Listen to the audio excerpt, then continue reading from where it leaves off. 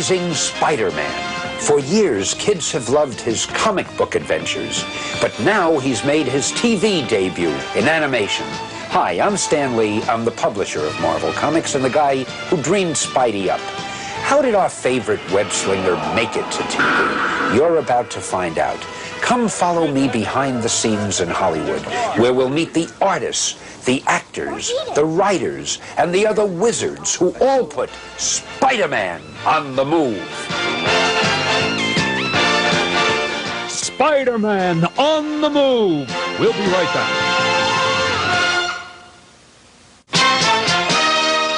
Now back to Spider-Man on the move.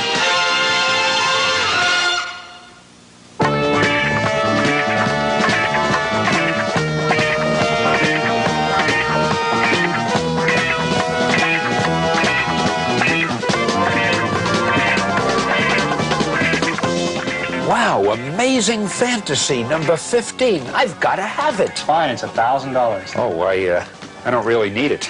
Wow, I never dreamed the first Spider-Man comic would become so valuable. And it's hard to believe that it's been 20 years since I first thought up the story of Spider-Man. Peter Parker was a pretty typical high school student until one day at a science demonstration, he was bitten by a radioactive spider. Now, that accident gave Peter the power to climb walls. It also gave him tremendous spider strength. He vowed to fight crime as the Amazing Spider-Man, and he became the most popular comic book hero in the world. The only trouble with comic books is they don't move. Until now. Welcome to Marvel Productions near Hollywood, California. This is where we're turning many of your favorite comic book heroes into animated TV shows. But before Spidey can move, we have to know where he's going. Now that takes writers to create the story. And the first step is a story conference. So in other words, he has to do something where Firestar is brought into the scheme because of her powers. Yeah. She's the only one in the world who can do something along with him. That's good. I like that. That's fine. There's a lot of give and take at a story conference. Don Glut and Christy Marks are two of our writers. They're suggesting storylines to Dennis Marks. Dennis is no relation to Christy, but he is story editor and producer for our latest television series. Spider-Man and his amazing friends, Iceman and Firestar. How evil was he? I mean, is he like a Frankenstein? Does he create a monster or something like that? Television and comic books have one thing in common. They both depend on pictures to tell the story. Everyone at the story conference tries to come up with strong visual ideas. Fire monster. A fire monster. Huge. A huge monster is about, 10 stories high. Bigger. 20 stories. Now I'm scared. 20 stories is frightening. And it stomps through the city, and everywhere it steps, everything bursts into flame. Of course, any trouble our spider friends get into, they also have to get out of. If you write yourself a giant fire monster, you'd better be able to get rid of it. Using all these stolen fire. Wait a minute. I've got an idea. Iceman freezes the Hudson River in columns, and on cue, they melt the ice columns, and the water comes rushing in, engulfing the fire monster, and we see his fiery hand go down. As you can see, our writers can be real magicians when it comes to dreaming up stories. They keep the ideas coming, fast and furious. I got it. The Goblin has a formula that'll turn everybody in New York into ugly little green goblins. My formula will make everyone ugly, grotesque, horrific, like me! I got it. Craven brings dinosaur eggs back to New York, hatches them, grows them into a full-size army of dinosaurs, and uses them to take over the city.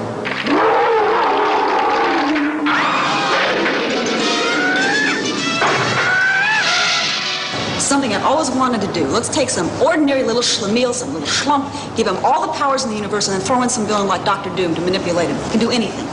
I want new shoes and fancy clothes. And a gilded carriage with 6 black horses. And those nasty boys will be my foot servants. Spider friends, Spider friends? go for it! Go for it!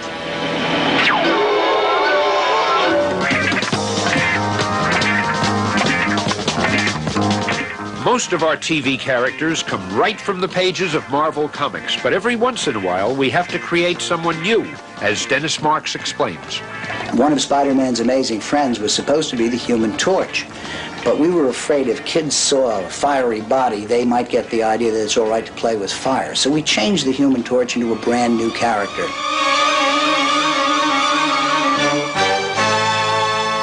A beautiful woman called Firestar. A number of artists came up with ideas for what Firestar should look like, but Rick Hoberg designed the final version. Rick started out as a comic book artist. He says drawing for animation can be a little trickier.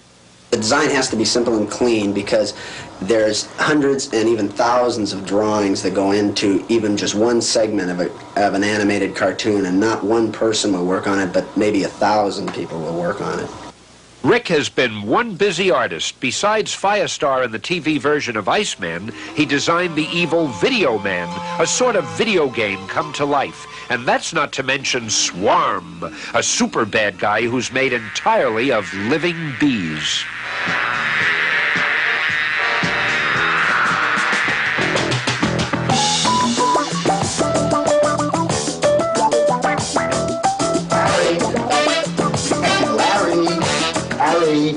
How are you? Oh, hi. Good tune. Listen, I was going over Don Blut's Crime of the World Century script about the dinosaurs. Larry Houston is one of our storyboard artists. It's Larry's job to take our written story and translate it into clear, interesting pictures that our animators can follow.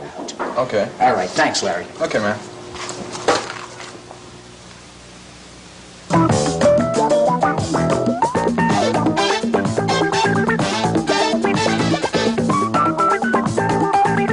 There are more people than just kids who watch cartoons. There are people like myself who enjoy watching this. They enjoy the escapism. They enjoy the adventure.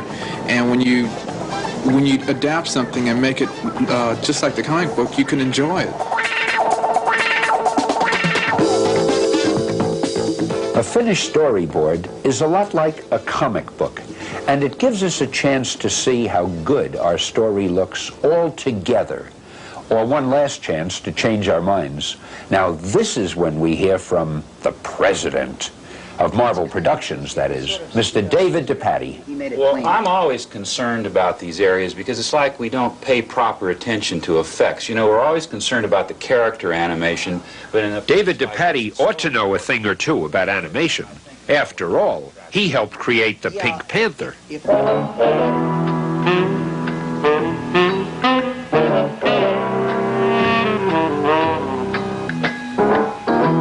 David says there's a big difference between animating the Pink Panther and the Amazing Spider-Man.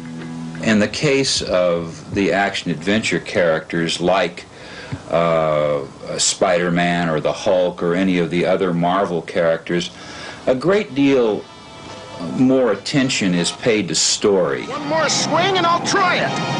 Oh, no, you don't. You see, we really have to tell a story that has a beginning, a middle, and an end. Something that makes sense. Where with a character like the Panther, we're really more interested in fun. When you work every day with such exotic make-believe characters, they begin to seem very real. The Pink Panther, I've been drawing him for 15 years. Excuse me, I have to go.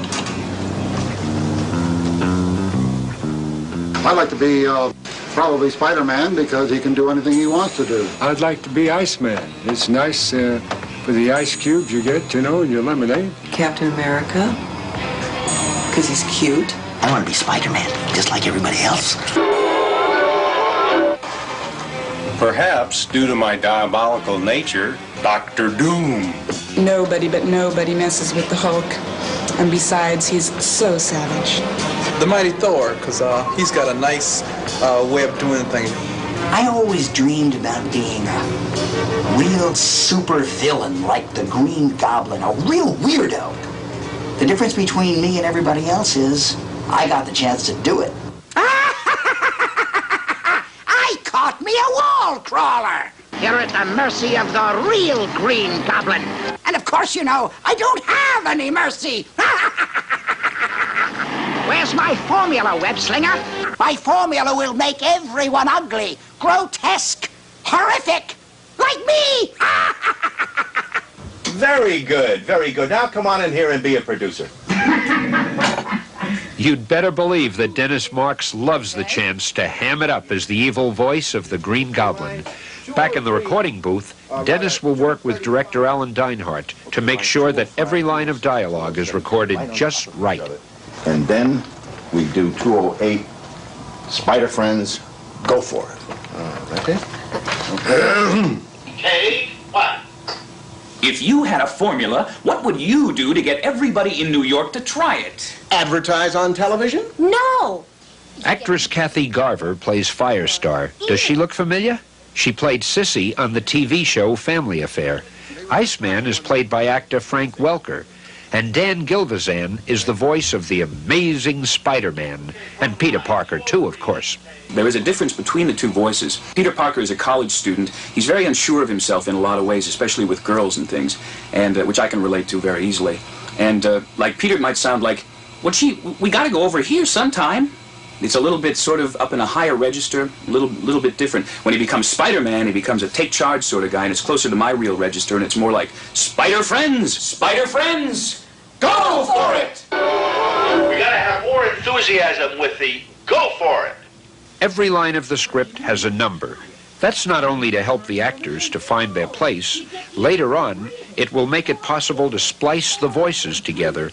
Director Alan Dinehart helps the actors deliver each line with just the right expression. Once again now. Take two. If you had a formula, what would you do to get everybody in New York to try it? Advertise on television? No! You get people to breathe it, or eat it, Or drink it. He'll try to put it in the drinking water. I hate to say it, but the wall crawler's right. And the city reservoir is right here in the park, just a few blocks away. Spider Friends, go for it! Very nice, very nice. We could use that. Aunt May, don't!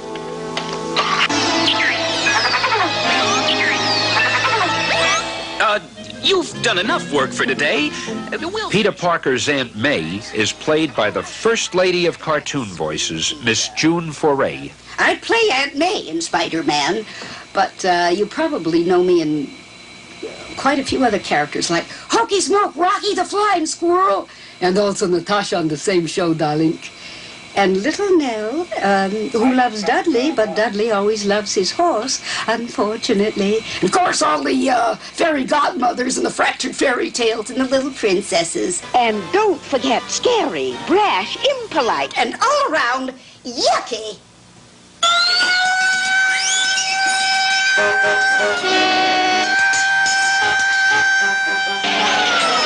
In animation, the right sound effects are just as important as the right voices.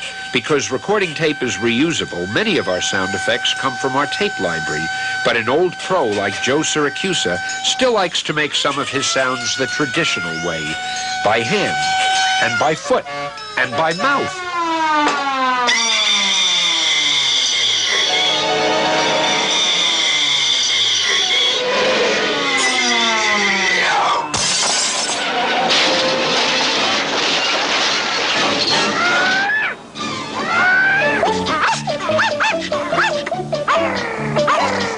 You never know where you'll find the next great sound effect.